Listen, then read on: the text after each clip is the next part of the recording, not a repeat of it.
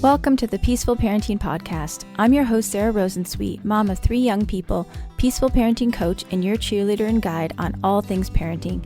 Each week, we'll cover the tools, strategies, and support you need to end the yelling and power struggles and encourage your kids to listen and cooperate so that you can enjoy your family time. I'm happy to say we have a great relationship with our 3 kids. The teen years have been easy and joyful, not because we're special unicorns, but because my kids were raised with peaceful parenting. I've also helped so many parents just like you stop struggling and enjoy their kids again. I'm excited to be here with you today and bring you the insight and information you need to make your parenting journey a little more peaceful. Let's dive into this week's conversation. Hey y'all, welcome back to another episode of the Peaceful Parenting Podcast. This episode is a coaching episode with Seodhna, and this was a really interesting episode because it actually takes place over the course of a year. We talk 3 times, and the reason why we had such a long gap in between sort of our final catch-up is because from the first conversation I had with Seodhna, I suspected that her child may be neurodivergent, and she ended up really looking into that and pursuing an assessment.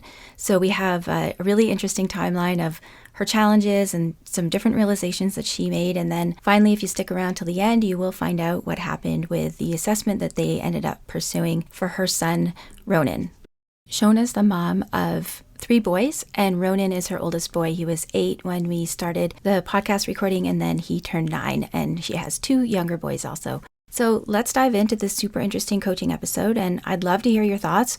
If you're not yet a member of our Peaceful Parenting Facebook group, which is Peaceful Parenting with Sarah Rosensweet, please hop on over there and join us. It's a wonderful, supportive community, and it's free, and I would love to hear your thoughts. I hope to see you in the group.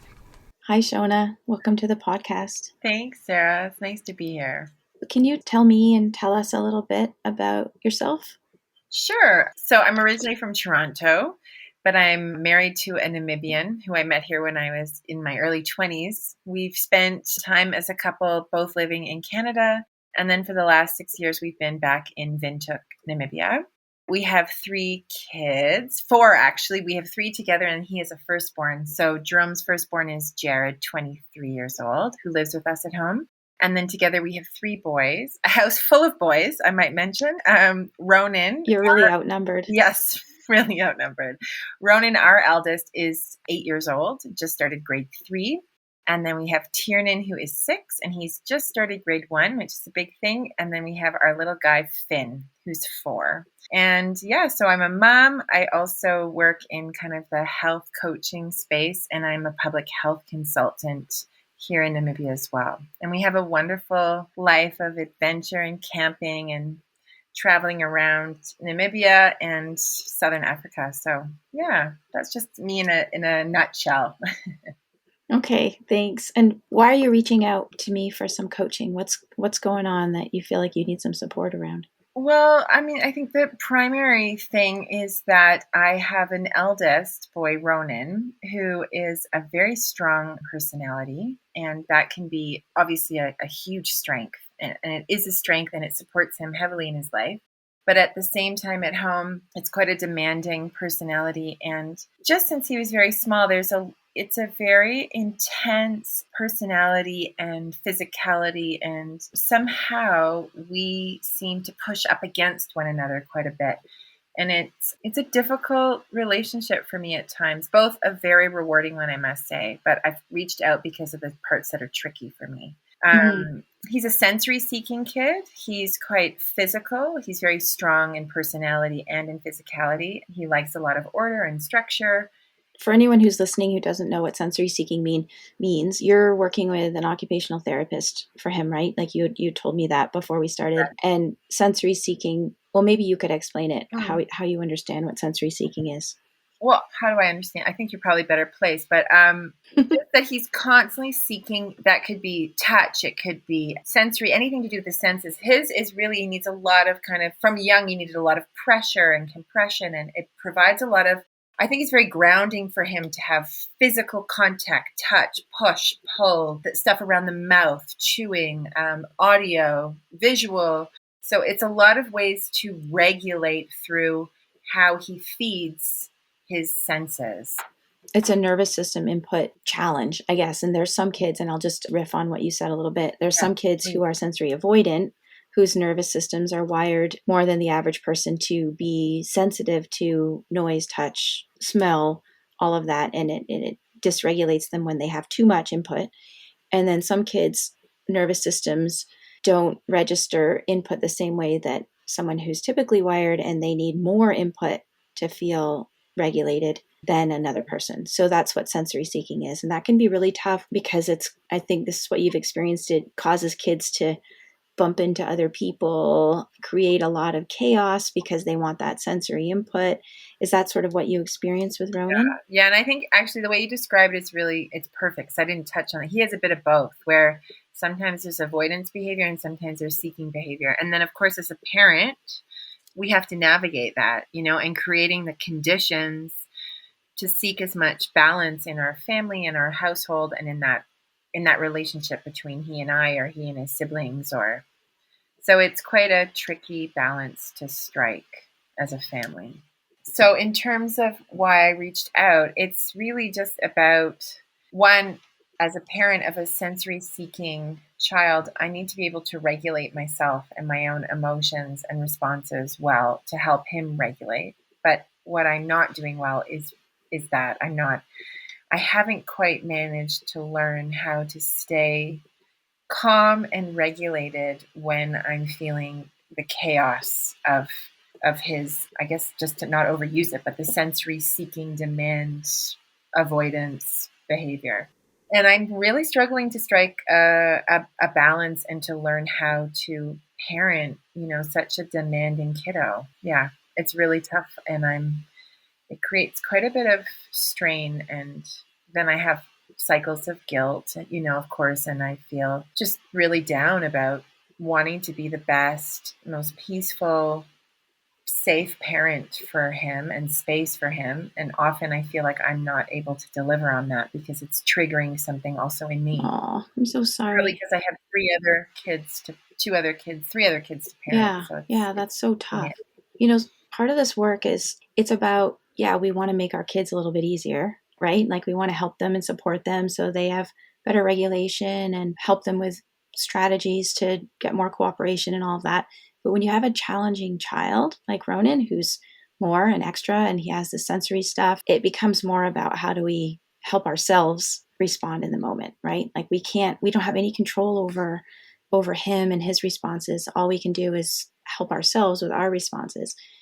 That said, do you find that the OT stuff that you've been doing, the occupational therapy, has been helpful for him? And do you have, just to get a bigger perspective, do you have exercises that you do with him, or do you think there's any room for improvement in that area? You know, it's a great question because also I'm sure any parent listening will know that, you put in place your structures and routines and the rhythms, which become so, at least in our family, they become so central to everybody's functioning and our sense of peace and connection. And the last year and a half with COVID, obviously all that has been just turned right upside down and inside out. So we've lost a lot of that, even here where we are in Namibia and Southern Africa. We've also gone through all the lockdowns. We've just gone through a massive wave here, third wave. So we've lost all our routine and structure. And what that means for Ronan, of course, to your question, is that we had put in place all of that since he was 4 or 5.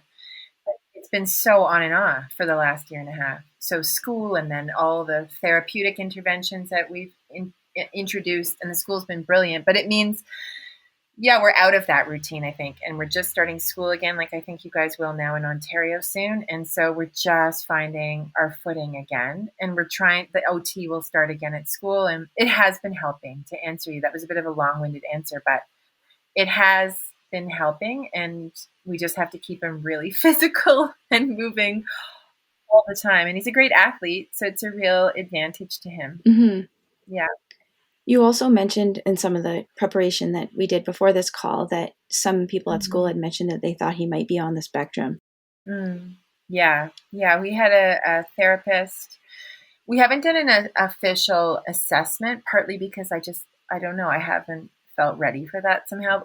Partly because they describe him as incredibly high functioning, that there's only certain times where you see it. At school, he's extremely high functioning, and they don't see a lot of what we see at home. But what happens is when he comes home, I don't know if you see this with other clients, Sarah, but he he unravels a bit, because I think he's really skilled at putting the container around him where there's social expectation. And then when he comes home, which probably I hope is a bit of a compliment to home, I hope, is that he unravels and spirals. And it's a lot of like work to try to create the rhythm and the container again to make him feel safe to unwind and then find a groundedness again. Just really kind of demanding, wants to know what's next, push and pull at his brothers a little bit. Not always. It's on harder days. This is not a daily, but it's frequent enough that I'm reaching out to you. Gosh. He makes a lot of demands of me, like, I want to watch TV. And I say, well, we have a boundary around, I don't say that, but we don't watch TV in the afternoons. That's not something we do during the school week. So how about we have lunch and then, get outside and play. And then sometimes he accepts that, and sometimes he can just get really tough and demanding and then start to project outwards physically at a brother. Or do you mean hitting when you say project outward physically? Just goes for the push pull somehow, like just wants to really kind of rough and tumble and get physical. And that's somehow. Because you think that's because he's upset about not being able to watch TV in this example that you've given? Yeah, I think so. And just like kind of a chaotic energy where you can see the transitions are hard. So he's trying somehow to transition home, and it's a bit of an adjustment again. So it's just like, it's very hard to describe it. It's kind of like an explosion comes into the house. That's how I would describe it. Yeah. And when he has structure in the afternoon, like football practice 3 times a week, it's unbelievable how much it helps him. It comes home and it's telling him, let's get our soccer uniform. We're going to have lunch. Then we're going to get in the car. And he thrives on that. Before he goes to school, his soccer uniform is laid out. The kid is unbelievably organized and loves the structure. When I don't have the structure, there's more chaos. Mm-hmm. So, okay, 2 things I just want to circle back to. One is it's really not unusual for kids to use up all their willpower at school and, trying to be, quote, good and listen to the teacher and keep their hands to themselves and all of those things that he works really hard on at school. And we just run out of willpower, we only have so much willpower, and we sort of run out of willpower when we get home. And to your point that it's a safe place for him, and he's not as anxious about getting in trouble or seeming weird or, whatever the things are that keep him sort of more together at school. I'm wondering if you can proactively do some laughter with him when he gets home, because that's what we really see is really helpful for that transition time to sort of unpack the tensions from the day. So doing some sort of, can you do roughhousing with him, or does he get too physical? I don't know how other parents feel. I mean, I'm not the best at roughhousing. My husband is. He gets very physical. He gets very physical. It's not my strength, but I think that's part of also what I'm looking for in the coaching and support is like tapping into that energy as a parent. I think I'm stuck in a bit of a cycle of boundary setting, rhythm setting, and I've lost my, whatever you would call that, like that flexibility and that ability to play. Well, I imagine you're exhausted, Seodhna. I'm really exhausted. So, I probably know all the theory about like roughhousing, but then to apply it, I just feel so. So I know from what you told me before that the kids are finally sort of back in school. Do you think that you can make some space for yourself with them back in school so that you have more resources for when this after school transition? Yes, I think that I can work on it. I still have a 4-year-old at home who hasn't started school, so I'm not there yet, but I'm working on putting in place, even stuff for him. He has some underlying health issues that we have to keep attending to with his heart. So we've had surgeries, and it adds another layer of stress. He just had one on Tuesday. So I'm consciously trying to carve out time, to regenerate so that I can have a bit more to give. And I know so many parents are feeling this way after having kids home on and off for 18 months. I need to figure out how to strike the balance. And I'm not winning yet. Yeah, it's so hard. And I think because it has been so long, I realized this about 6 months ago, that we were sort of, when I was talking to clients, we weren't really talking about COVID anymore. And I realized, like, my gosh, everyone's gotten so used to it that it feels normal, but it's not normal, right? Like, it's like we've kind of gotten used to this bizarre way of living without much support and with extra stresses, but it's still not normal. It's still not No. situations that we should be in terms of no support and all of the extra stress that we've got. So I think just being aware of that yourself and giving yourself lots of love and grace, and if you can even find moments with your 4-year-old to do something that feels restful and rejuvenating, so you have more when the other boys come home, I think that would be helpful. But in terms of the laughter and the play, when we laugh, we release a lot of stress from our bodies. And I imagine that's part of, not only is Ronan experiencing the lack of willpower after exerting himself all day to keep himself together, but he's got stresses built up in his body from being at school. And so if you can get him laughing when you come home, 10, 15 minutes, and maybe even, something that's less physical, how hard is it to get him to laugh? Actually, not that hard. He has a brilliant sense of humor, and he is a very, very playful kid. Really, he loves to laugh. He's a very silly, playful kiddo. Good. So if you already know what makes him laugh, that's great. I can also send you a list of sort of roughhousing ideas that I'll put in the show notes too for anybody else who wants them. Just I compile a list from parents of things that they do, and there's some quite fun and funny things. Some of my favorite ones for kids who do tend to get a little bit physical are more sort of what I call the intellectual humor, playing things like remote control, you're a robot and he has your remote control and you're maybe a broken robot and you don't do what the remote control is telling you to do, but things where you can play with him without having physical contact. If he does, especially since he's sensory seeking, sometimes sensory seeking kids can just get a little bit too rough and tumble with the play. Another one that's really funny is if you pretend he's gone invisible. So you say to one of his brothers, where did Ronan go? And he's sitting right there in front of you. And, he was just here a minute ago. Where did he go? And then if he's like, Mom, I'm right here. Was that a mouse? Did I just hear a mouse? So, stuff like that you can do that's more intellectual humor to maybe get him laughing. So I think that would help, especially because he's coming home and asking for TV. And TV is often how kids stuff their feelings. So he's feeling like the tensions of the day and he doesn't want to feel that. So he's asking for TV, which is a way to numb out. Right. And there's nothing wrong with TV. I like TV. And it's just good to be aware, though, that if he's asking for TV, it's probably because he does have some tensions and unprocessed emotions that need to come out.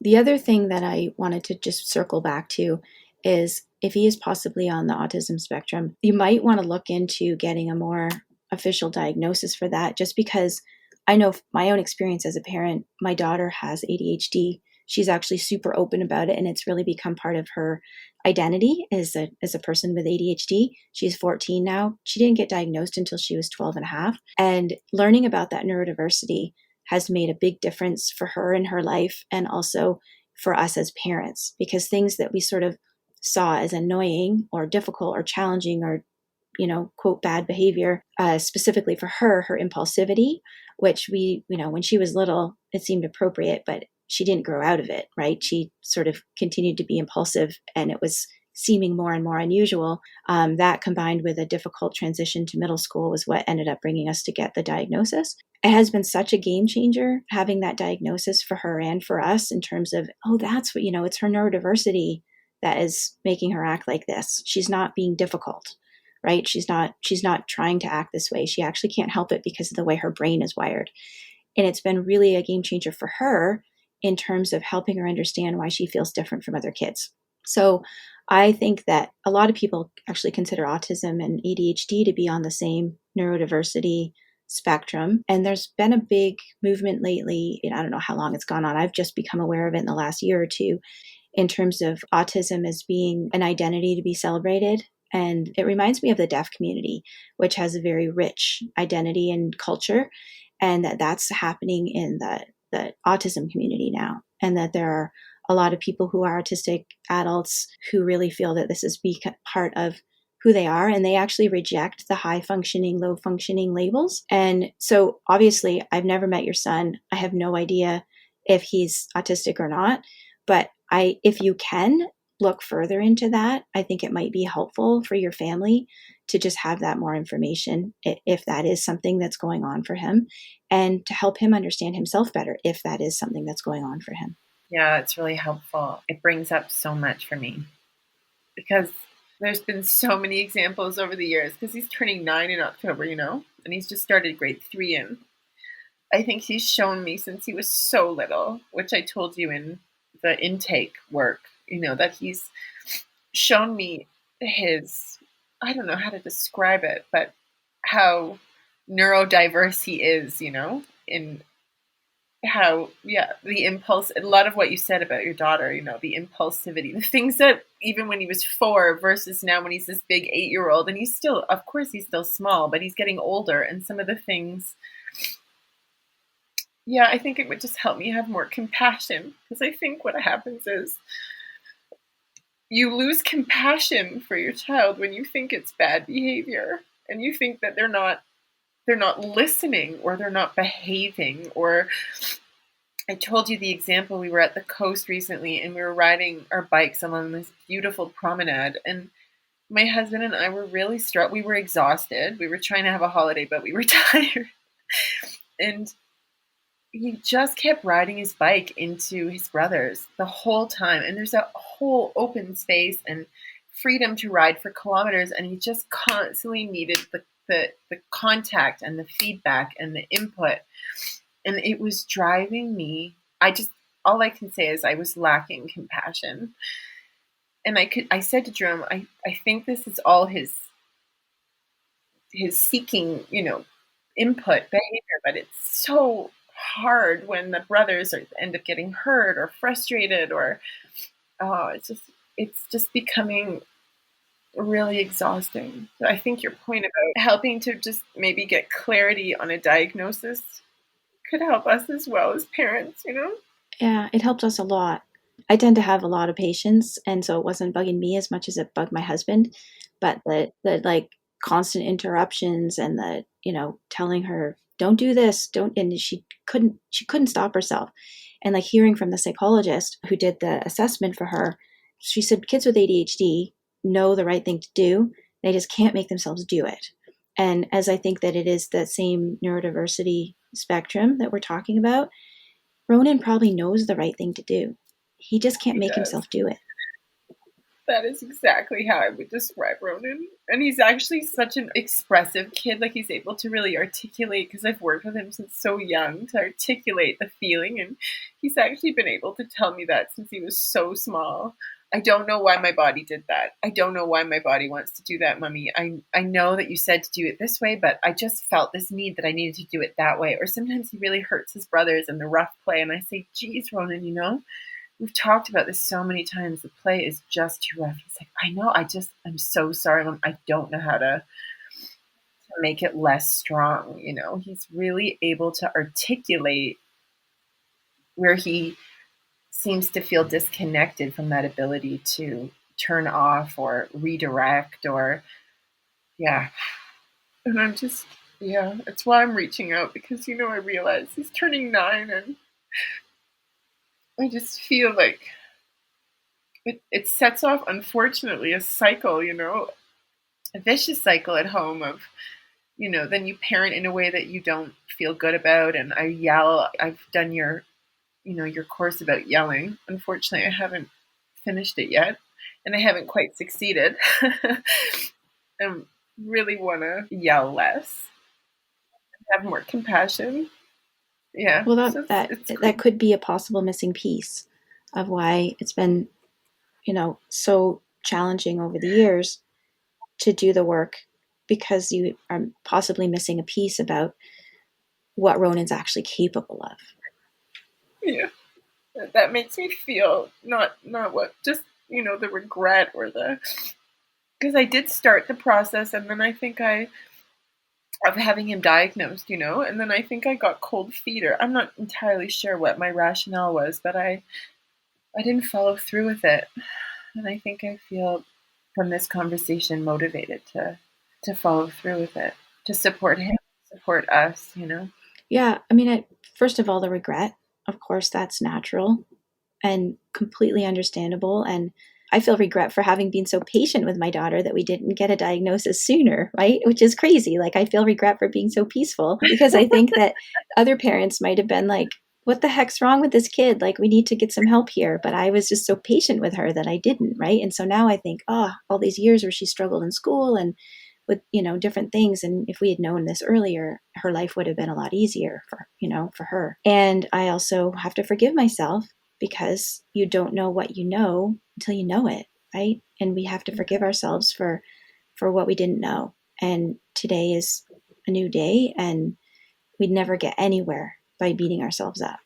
Yeah. And I think what I meant earlier, and I meant, I'm not very well versed in the autistic community, but only what has been told to me with using language, high functioning, low functioning, but I think more what I actually see or meant with Ronan is that he's been able to mask somehow. It's hard to describe, but that container that he can put himself into.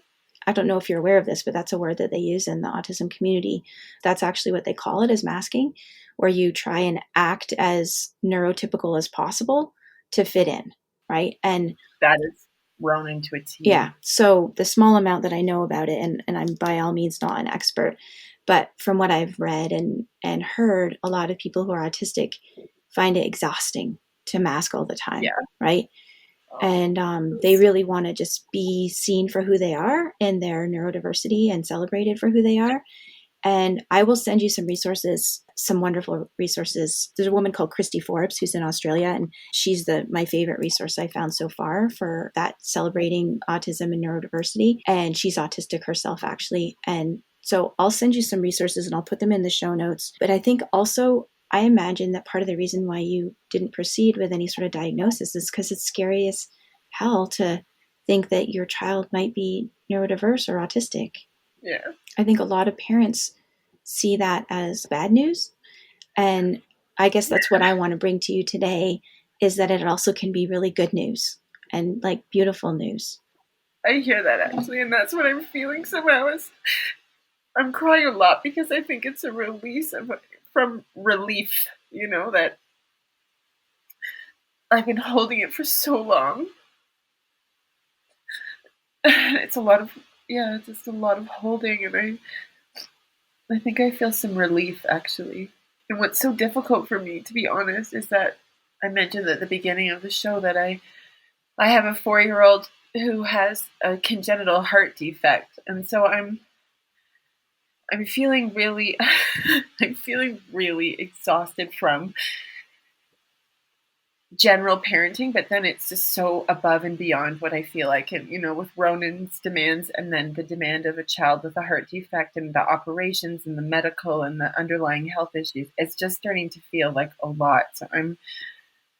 But I think if I can start to support Ronan, if we get him assessed, and like that could also give a lot of potential relief to have some awareness of how to navigate that more easily, to create a bit more space. Mm-hmm.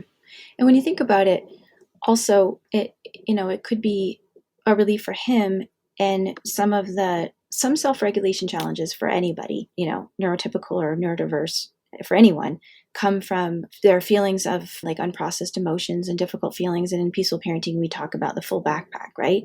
And from some feelings of shame, feeling like not enough or wrong or not good enough, right? So you may see, if you do get a diagnosis, or even if you just start to shift, even without a formal diagnosis, even if you just start to shift to really honestly, he's doing the best he can, which we try and do anytime with kids, whether they're neurotypical or not, or neurodiverse or not, just bringing that awareness is going to help him feel more okay about himself, which might help with his self-regulation, and that his backpack isn't as full and he feels more peaceful in himself. I think that is absolutely the case, actually. Yeah. It's hard to be feeling like a bad kid. Yes. And I can see it on him when these interactions happen. I can see that weight. This is so hard. I wonder if there's some sort of support group that you could join for, even parents of kids with medical special needs, or just special needs in general, that might make you feel not so alone in this. Yeah, I've tried locally, but maybe there's even something back in Toronto that's online, like in Facebook or something, because I can't seem to find anything here locally.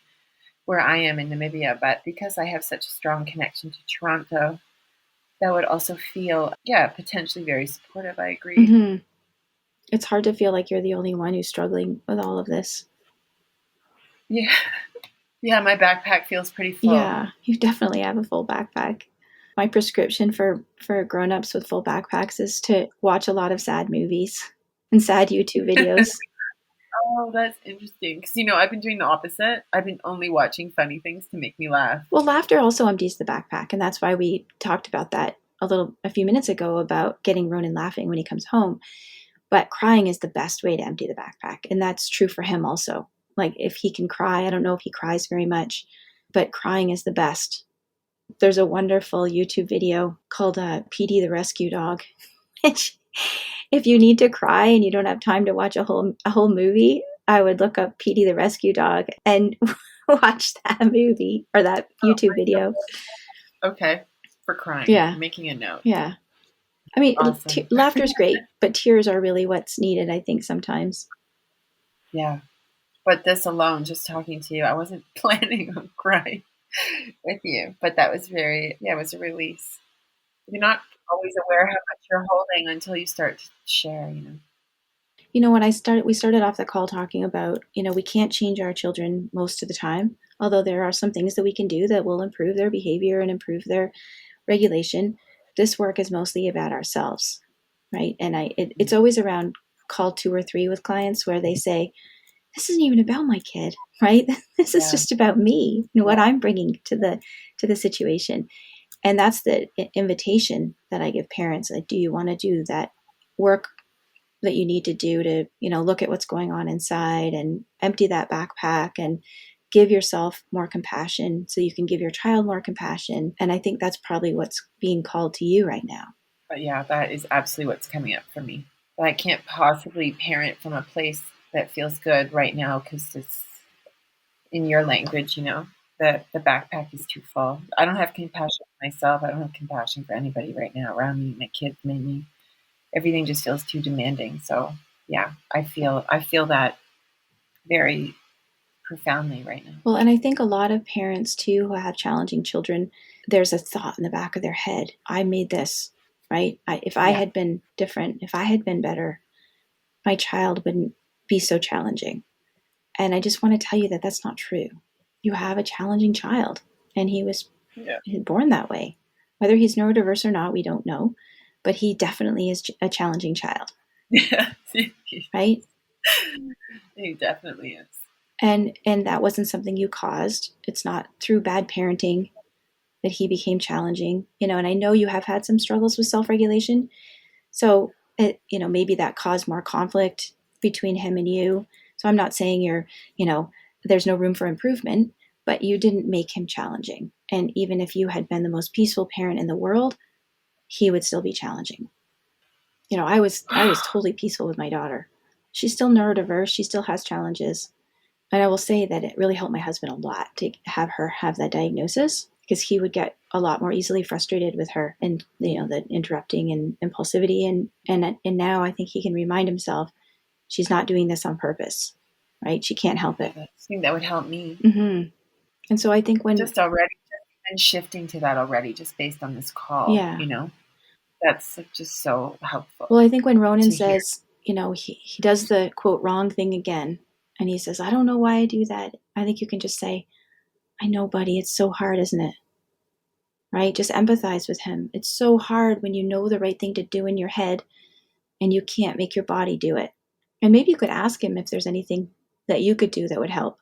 When thinking back to that bike, maybe after the second or third time he's crashed into one of his brothers, maybe just, pulling him aside and say, you're having such a hard time today, not riding your bike into a brother.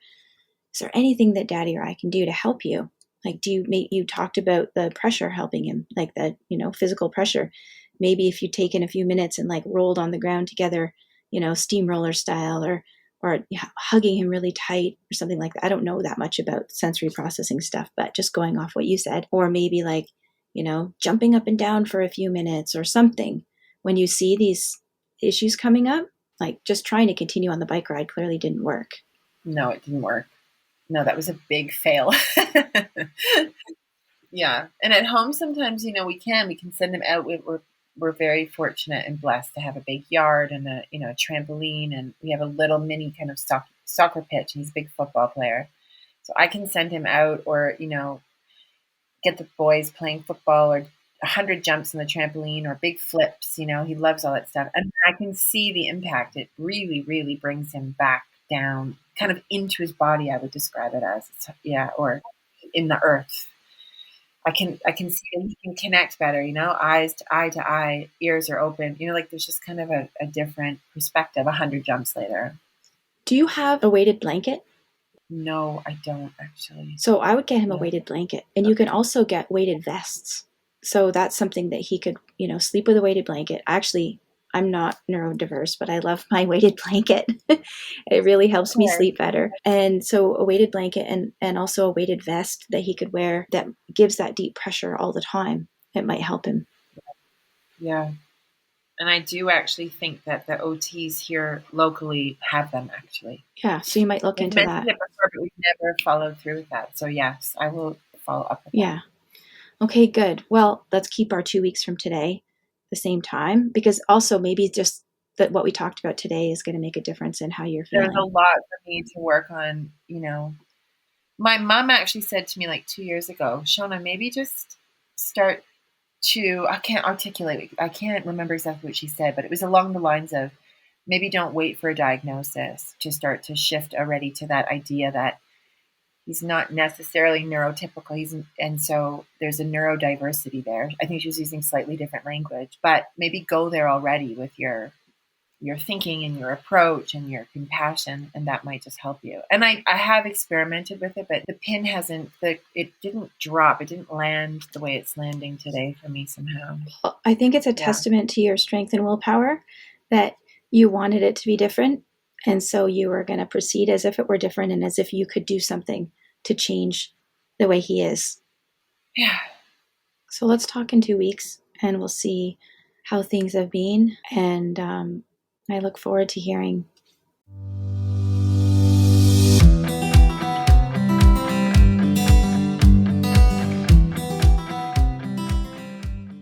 Hey, Seodhna, welcome back to the Peaceful Parenting Podcast. Hi, Sarah. Thanks for having me. It's nice to be back. So fill us in. What has been going on for you since we last spoke? Well, in our first conversation, I made a lot of realizations with a lot of support from you around a lot of the behaviors that I shared in our first conversation that Ronan was exhibiting are things that he can't necessarily control. And that conversation was very helpful in helping find kind of a deeper, I think I would call it compassion for Ronan, my eldest, and helping reframe a lot of the behaviors that he demonstrates that previously, and I'm not going to act like it's not still triggering, but that have been sources of really like a lot of tension and stress in our family and triggers for me in particular as his mom. But having the perspective from that conversation, and you recommended somebody, I think out of Australia. I'm sorry, I don't have her name in front of me. Christy Forbes. Yeah, you shared some resources with me, and I went and I spent a lot of time reading her blog. And it was really helpful for me. And I think that's the first layer, obviously. It doesn't always lead to behavior change from me, but it's just really helping to provide a framework and some information and context that then, I start to see Ronan in a different light. And having those conversations with Jerome, my husband, at night after they go to sleep, debriefing a little bit and going to Christy's page. And just it is helping us a lot. It's going to be it's not going to change overnight, but it's the beginning of reframing and seeing the behavior differently. And that's been really supportive for us, actually. I think that brings such a difference to challenging behavior. Like, the behavior might not be different, but the way you're seeing the behavior is different, which helps you to, as you said, bring more compassion to the behavior. And also, I don't know if you've seen a difference in it helping you stay calm or calmer, but I found that with a lot of parents, like if they don't feel like the child's, doing it deliberately, doing it on purpose, it's a lot easier to stay calm when the behavior is challenging. That has been my experience. Absolutely. Just to exactly as you say, that I'm just having a voice in the back of my head that he's having I think the way you put it in our first call is he's having a really hard time. He's having a hard time. He can't control this. And there's a lot of factors he feels that aren't within his control right now. And how he's behaving is a response to that feeling of overwhelm or, all the sensory stuff we spoke about. And the backpack being extremely full, or the bucket, whatever the metaphor is, and then seeing how that leads to the spiral that, and previously we would spiral together, and I'm trying to stay out of the vortex a little bit. Good for you. Because my patterning, unfortunately, it really is, it brings up a lot of guilt and shame for me, if I'm honest, is I would absolutely lunge into the vortex with him. And then it's kind of this, I don't know what you call that. We're co-creating. Well, there's this thing called co-regulation, and I think you could probably say you also have co-dysregulation, right? So nervous systems speak to other nervous systems looking for safety and connection. And if his nervous system is dysregulated and he's looking to your nervous system for safety and connection and not finding it, he's going to become even more dysregulated. I mean, that is exactly what our dance has been. I don't think I've provided the safety and calm for his storms. Can I just say that we have to remember that it's called the autonomous nervous system for a reason, or autonomic nervous system, because we can't control our nervous system responses, right? They happen out of our control. We can work towards working on our nervous system responses, but I just don't want you to use this as another way to beat yourself up, because, it was out of your awareness, therefore out of your control. Now it's come into your awareness, and it's going to start coming more into your control. That compassion and understanding piece is part of that journey to it coming into more in your control. Yeah. And that would be my ultimate, if you were to ask me what's my ultimate goal, is that we can support one another, as mother and son, with the co-regulation, as opposed to what feels very, I don't like the word, I don't have another one, like it feels very dysfunctional or very damaging for both of us. It puts so much strain on both of us to do that dysregulation dance. And I really want us to find a way to help and support one another with that. And I know it's on me as the mother, actually. He's so young and has a long way to go. So yeah, this has been really supportive in terms of helping me recognize I've been aware, but you feel like you just can't get, I just couldn't step out of it to get a bird's eye view. You were stuck in the vortex. Yeah, and I have been for years, unfortunately. But yes, I feel really hopeful and a lot more accessing of compassion for myself. Harder to do, and for him, which is it's so important though to have that compassion for yourself and to forgive yourself for not knowing what you didn't know before you knew it. Yeah. I think we have this, probably by the time this episode is being heard by our listeners, I'm going to have already interviewed Christy Forbes for my podcast. And one of the things that I will have asked her about is this like cultural idea of people on the spectrum of, Rain Man, or the person like moaning and flapping their hands in the corner or whatever, how that has really gotten in the way of us being able to fully see the diversity of neurodivergent people, right? That it's not just this one thing that it looks like. And so I think we have that in the back of our minds. Oh no, he couldn't possibly be on the spectrum because it doesn't look like this, right? Like this just looks like he's a challenging kid for whatever reason. So I think that's just important to, I got on this tangent because I want you to just forgive yourself for not thinking like, oh, of course, this is what's going on, because that's not what we're seeing reflected back to us. Yeah, no, I really appreciate that. And if I can say that I'm really excited for the podcast that you'll do with her, because I think thank you for that resource, because after reviewing so many of her resources, it's just, wow, it's so supportive. You realize you actually need to connect with other like-minded parents, or, parents who are also dealing. And obviously I haven't done that exactly, but just feeling like there's a world out there, and she speaks to so much of what I've experienced. Mm-hmm. I really appreciate you pointing me in her direction. Well, I'm so grateful I found her all the way around the world in Australia. Okay, so what are your plans going forward? Did you decide to seek an assessment, a formal assessment? Yeah, we have decided. So Ronan's been working with an occupational therapist. She's brilliant in Namibia where we're living. And I spoke to her after our call. That was like one action I took about some of the realizations I'd been making and then speaking to you and just getting more curious about it. And she agreed. Not like, oh, yes, I agree, Ronan is X, but agreed that I should follow that desire to have him formally assess, just because of what you and I spoke about, that it could Mm-hmm. provide some clarity and it could help me access more resources and support. And, it might help us with our parenting and could help Ronan on his journey. So, yes, we have decided to pursue that. And we're setting it up in the next, it depends on the therapist.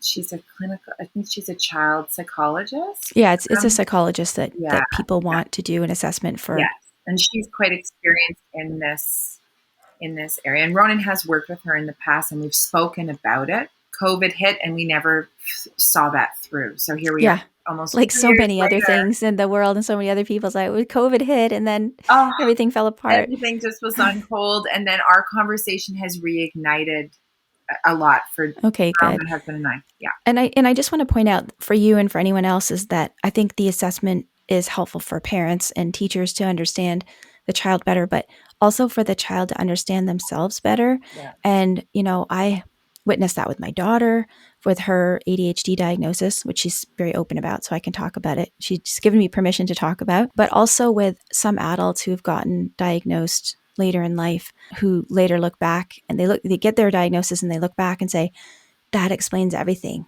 All of the struggles that I've had, all of the ways that I felt so different. And I wish I'd known.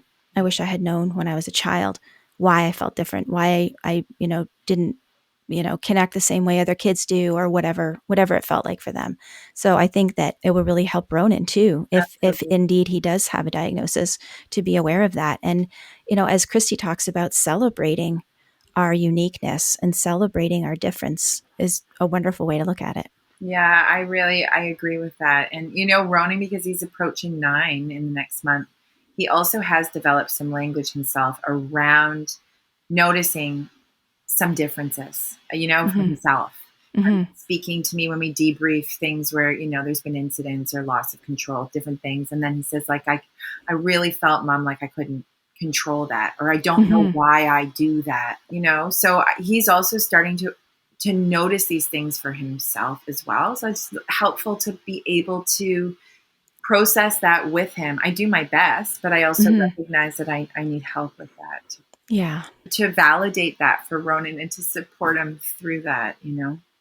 Well, thank you for giving us this update. Yeah, And I look forward to speaking to you again after you've gotten the assessment results and to see if that's changed anything or how things go. great. Thank you so much, Sarah. Thank you, Shona. I'm so grateful for your willingness to share this journey. I think it's going to help a lot of parents and a lot of kids. Oh, well, thank you for providing the space. I'm so grateful.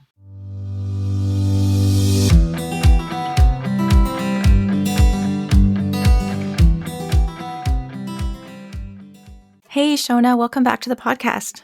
Thanks so much. Hi, Sarah. Good to be here. Yeah, and I was just looking at my notes and I can't believe it. It's been almost a year since the last time we spoke to each other. That is really hard for me to believe. It doesn't feel that long, actually, I but know. it also I means was shocked. an update, that there's been a Yeah. real good time to experience life and to have something to update about. Good. Well, how old is Ronan now? Ronan is 9, turning 10 this coming October. Okay, great. So give us an update. So the update after speaking with you, I have to try to remember, but essentially we were discussing, some of the challenges, not fully understanding if there was some kind of underlying condition or a need for diagnoses. And I believe where we left it with you is that I was pursuing a path of trying to find out more information. I'll remind you the last time we spoke, you said that you were going to be meeting with a child psychologist to get an assessment. Yes. So we did do that. A wonderful child psychologist here in Namibia where we live. And we worked with her over the course of months. We also have the support of a great occupational therapy team. But the psychologist that we're working with, we recommended, after she'd been working on and off with Ronan for a number of years and had some suspicions, or I don't know if that's the correct word, but she had a sense that maybe, we should attempt a diagnosis around autism or Asperger's. And so we went that route with her. I had a lot of feelings about it, but we did do it. And, he scored 1 point shy of being autistic. So she felt that she has diagnosed him with something called PDA. I don't know if you've ever heard of Yeah, that. I do. Yeah, it's a I want to say a flavor of autism.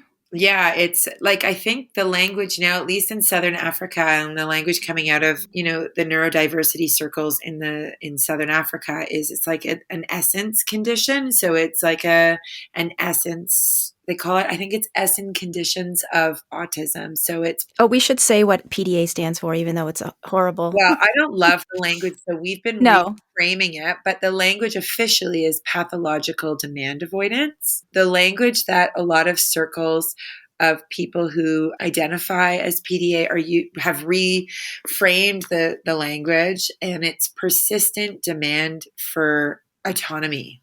I love that. I really like that reframing too. And that's the language that we are using, my husband and I, and the language that we're trying to adopt, both with Ronan, but also in the school, like reframing the language. Because I find that the official language, that it doesn't resonate actually for us. No.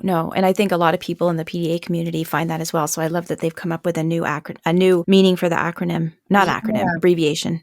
Exactly. I know we talked about Christy Forbes before, and I'm halfway through her course about PDA, which is very useful. That's might be something you might want to look into. Yeah, so I joined. I'll allow you maybe to give a lot of the background context about her, and you probably know much more about her than I do, but I did join based on your recommendation, and thank you for that. I went and researched her more in depth, and I then joined and paid to be part of her supportive online community. Oh, good. She's a PDAer herself. Yeah, and it's been really supportive, but I do recognize, that I think I need more, I don't know what you'd say, training more. I need to take more courses as a parent, just to more fully understand what it means for our family. This is a very recent diagnosis. It came in about March, April. So Okay. It's still us going through the process of understanding it more fully. The psychologist has been incredibly supportive. Good. And just to give you a sense, for your listeners, one of the things that it has helped us with is, having language, having answers to a lot of the questions we were sitting with for years, having tools that we can work with his school and teachers and the learning community, that he's a part of. He's a big soccer player. So educating the coaches, that sometimes what appears as often, avoidance or behaviors or anxiety is often triggered by him not having the capacity for demands being made at a particular time based on exhaustion, being overstimulated, too much sensory input.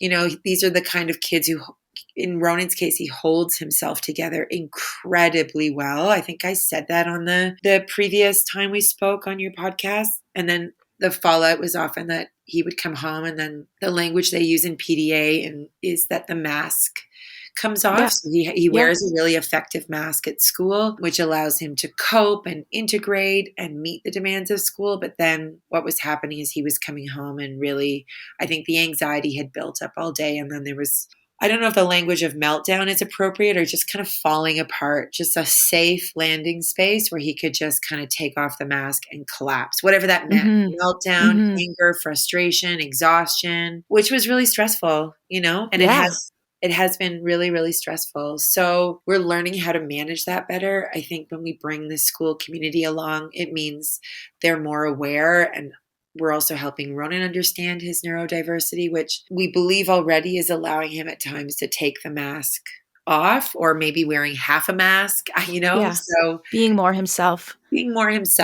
And we've seen really big changes in him, actually. The other change that we've experienced as a family is part of what he was also diagnosed with is just like a lot of anxiety, like very, very serious anxiety that can often coincide with a PDA diagnosis, not always, as I understand it. So the recommendation from our psychologist was to also try him on really a mild dose of some anti-anxiety meds to see if that would help him cope a Mm-hmm. little bit better, because the anxiety was debilitating for him. And that's also allowed, I think, for him to regulate a lot better, because he's not stuck in a fight or flight survival mode when it Right. comes to school and performance and demand. And we've seen some really big changes there, where I think it's allowing him to settle in his skin more and not always be so hyper vigilant, which I think is part of what was creating a lot of the issues for him, because he was just so chronically exhausted from having to be so Yeah. turned on. That's how Christy describes the PDA. I mean, and I think being autistic to a certain degree is that your nervous system is at this heightened state of hypervigilance all the time, and that people with PDA experience demands as a threat, right? That's Yes. that their nervous system registers them as a threat. And that's why you often see those meltdowns and things. And he's strong. I don't know, strong's not the right word, but he's able to mask it at school. So he probably doesn't have the meltdowns at school. But I love that you've realized that, that's the masking. And then when he comes home, he's safe. Have you seen that? There was this thing floating around Facebook, the Coke bottle analogy. Have you No, seen that at all? no, So no. it's really lovely. I'll link to it in the show notes and I'll send it to you. But this mom was writing about her neurodivergent child's experience at school as being like, that this thing would happen, but she would keep it together. But then you shake the Coke bottle, and this other thing would happen, and she would keep it together. But then you shake the Coke bottle, and then throughout the day, to the outside world, it seems like she's managing quite fine. But all day, that Coke bottle has been building up more and more pressure till she gets in the car after school and the lid comes off, right? Yes. Wow. Yeah, that's basically a perfect description of what our life has felt like with our eldest, Ronan, definitely. And Mm-hmm. so, recognizing, often I think it gets misunderstood as, behavioral issues. But when Mm-hmm. you see that if you can help these children cope with the demands and manage anxiety, and I think the key for my husband and I, and I think the team at school, is learning when he's able to take more demands, and then you can offer more, or make more demands of him, and then when recognizing when he's really not coping all that well, and it's not a time to layer on more demands, but actually Right. to reduce the demands. And so Right. it's a bit of a dance, because you don't always want to. I guess where we're landing as a family is we don't want to make no demands of him ever. We believe that with the right environment and improving our own parenting of Ronan, we will reach a place where we'll learn to recognize where we can increase the demands of him, whether that's just being part of family chores and, helping pack the car for camping, just all the regular life stuff, but also recognizing when we need to back off, and that it's just the right time to pile on the demands. That it doesn't mean it's a zero demand game. It just means let's be savvy about it, so we can, what would I say, preserve the peace and facilitate connection at home, which is not always easy, to be honest. Yeah. So we have other children, so we're still very much, I would say, in a learning phase of what this actually means for our family. We're trying to get parent coaching from our psychologist here. She's really great with the autistic and PDA community here, taking Great. courses like you've described. I think we're at the beginning phase of this, Oh, actually. I'm so happy that it's feeling hopeful, and that you've got some really great direction. As I know, Yeah. it's not easy when you have a kid with challenges, with significant challenges, and you're really stepping up for him, and he's lucky to have you as mom, and lucky Thank to have his you. dad. Thank you. And I also just thank you because I think that talk we had, I can't quite believe it was in September of last year, but that also, I think, really, I remember getting off that call and really making a commitment to myself and to Ronan and for our family that I thought now we were going to really commit to this process of seeking out a diagnosis or exploring it and moving beyond the shame and the fear and just trying to recognize the strengths and the benefits it could have for both Mm-hmm. Ronan and our family's health, Yeah. you know? Yeah. Well, thank you, Shona. Thank you, Sarah. Thanks. Keep me posted. Will do. Thanks for listening to this week's episode. I hope you found this conversation insightful and exactly what you needed in this moment. Be sure to subscribe to the show on your favorite podcast platform and leave us a rating and review on Apple Podcasts. Remember that I'm rooting for you. I see you out there showing up for your kids and doing the best you can. Sending hugs over the airwaves today. Hang in there. You've got this.